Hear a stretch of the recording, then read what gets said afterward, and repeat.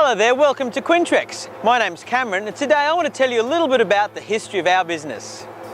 Who's my friend, do you ask? Well, this is Terry Quantrill. He's the father of Quintrex. He's the founder, if you like. He's a philanthropist, a war serviceman, an environmentalist, if you will. He came back from the war, he was in his 30s, he was born in 1913. And he came back, to a place of sadness and depression and rationing and hardships, places where families had been split up.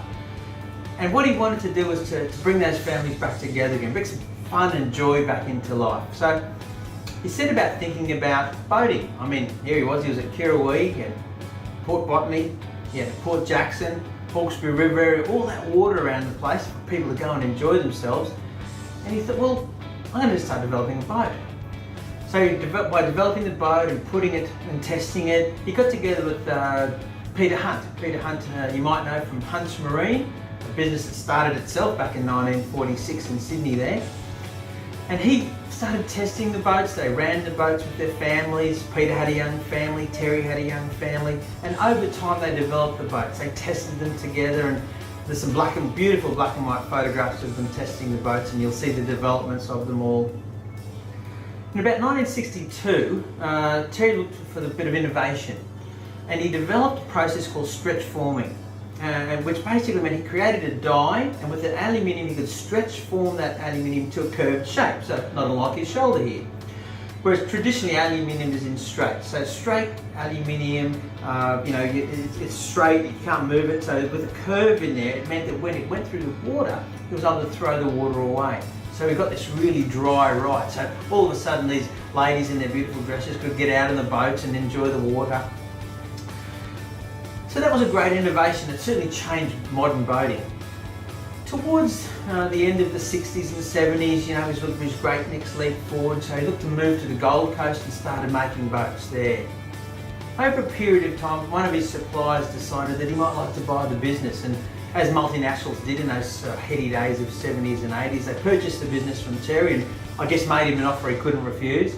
So he stepped back and went on and did a few different things, and this multinational started making the boats, and look, they did okay for a while, but I guess the marketing, the relationship, the sales side, boating is a personal business, it's much more about people than it is about a product, and I think they missed that point. So when they decided to focus on their core businesses, boating was the first to go. So they put it up for sale, and a businessman named Bruce Shepherd from Mackay, he saw the ad and thought, oh gee, they've got some machinery, they've got a bit of this and a bit of that. I reckon what I could do is buy the stuff, pay nothing for the business itself, buy all the equipment and sell it all off and make a little bit of money.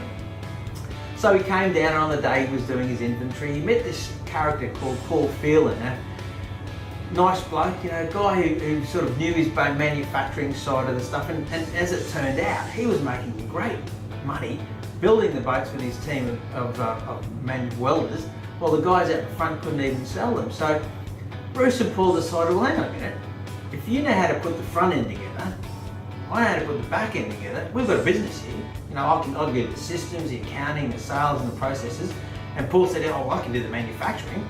So together they formed Quintrex Australia.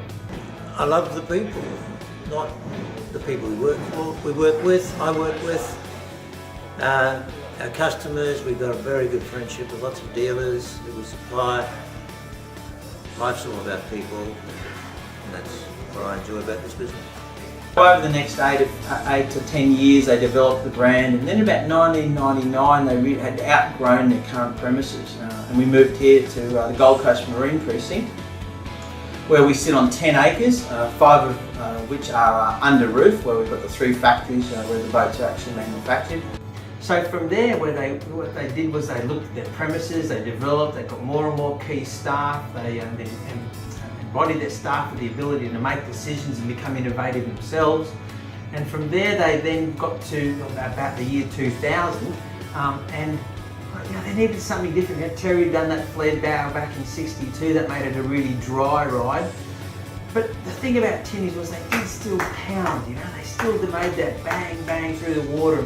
A lot of people didn't like that because they were nice and light, but so what they did was they used Terry's techniques of stretch forming, and they came up with the Millennium Heart.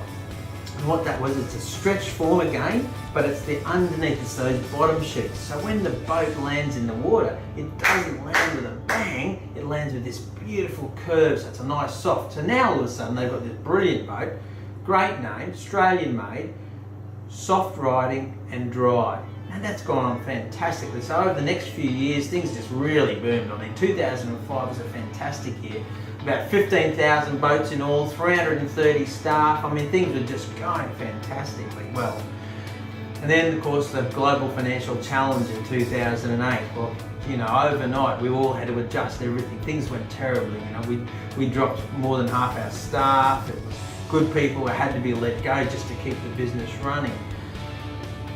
Pretty sad and tough time for the guys, you know, they were trying to work through, keep things rolling along, so we gradually shortened it, we tightened our belts, and then over the next few years we started clawing our way back again, you know, building up the business.